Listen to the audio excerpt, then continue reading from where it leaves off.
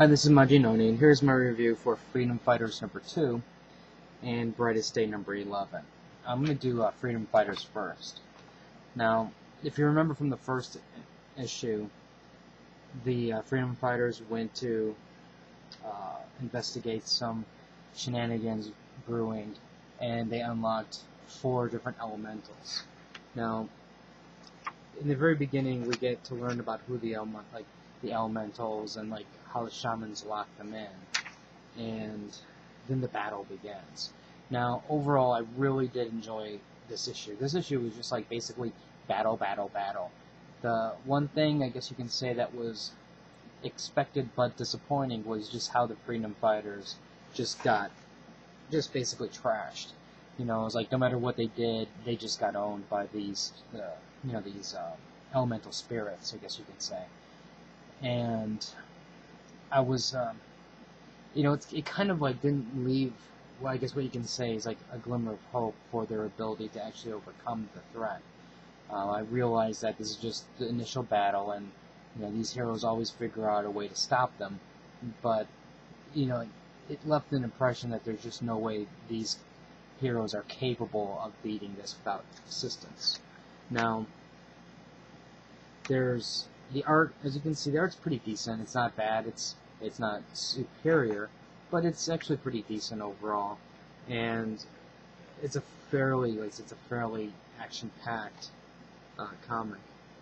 Towards the end, the only Freedom Fighter that's left is Uncle Sam, and he goes to fight the spirit elementals himself. So it kind of ends at a whoa, I can't believe that happened, but I know that that's not what's going to stay happen type ending. Overall, I was really pleased. Very solid issue.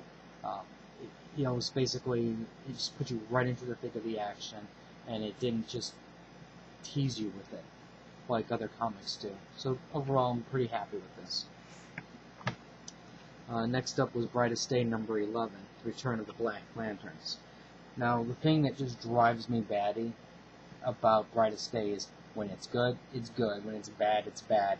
And you can never tell what it's going to be between each issue because it fluctuates up and down all the time.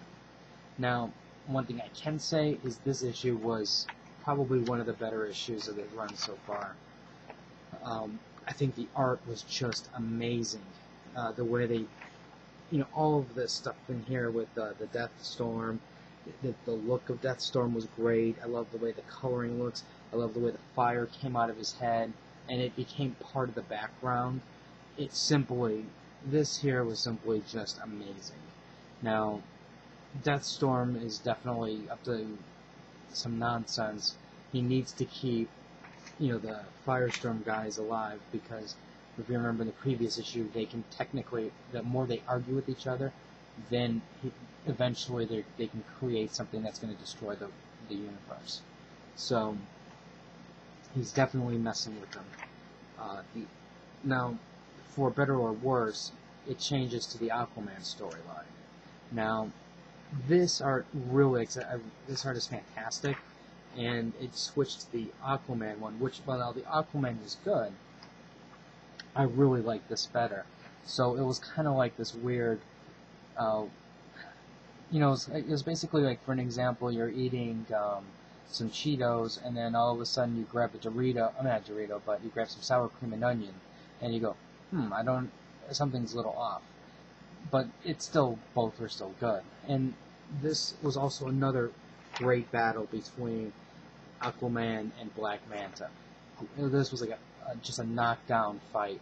Now, the one complaint I have is this right here. This scene here, she just looks totally out of place. And I almost think if you just took this part out, blew this part up a bit more, this could have been a far superior page spread. Put that in there, it's less impressive. Notice what I'm saying? Awesome. Not as good. Now, basically what happens is Aquaman's going to be taking the new Aqualetta, I guess, on a quest with Black Manta on their trail, basically. But this is a great, great battle. Now, I'm not going to spoil what happens with Deathstorm, but I'm going to throw in my little rant right now. Um, while I think this art is great, and I think the character design for Deathstorm is amazing, and I love, like I said, I love the art, I love the black fire and everything. The one thing that I'm really getting tired of is these zombies. Now, I love zombies. You know, I love The Walking Dead. I'm gonna watch The Walking Dead movie. I mean TV series. You know, I love like 28 Days, La Horde, Wreck. All of those zombies. Heck, I even have Dead Rising. You know, so I love zombies. But the thing is, with comics, when they incorporate that into the superheroes, it's getting kind of tiresome because Marvel just beat that horse to the ground. Now, I understand this isn't a zombie, but when I look at it, when you look at the face and everything, it looks just like a zombie, and that's what I'm getting kind of tired of. Because in a way, you know, like the Marvel, if you remember the Marvel zombies, they talked, they were interactive, they weren't mindless, and the Black Lanterns are the same thing. You know, they talk, um, they get involved. You know, they use psychological warfare against you. So to me, the only difference is Marvel zombies maybe had missing body parts and a lot of blood on them, while the Black Lanterns, they just are pretty much black and white, or black and gray costumes with a Black Lantern symbol on it.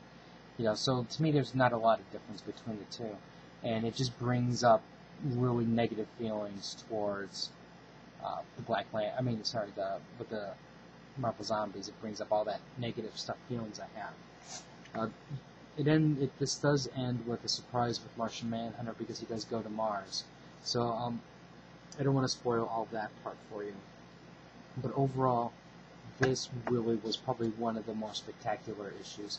And see, like, even if you notice by the cover here, you know, they pretty much just, these guys really do look like a black and white version of Marvel Zombies. And that's why I'm like, guys, you know, zombies are done, so let's stop with this stuff.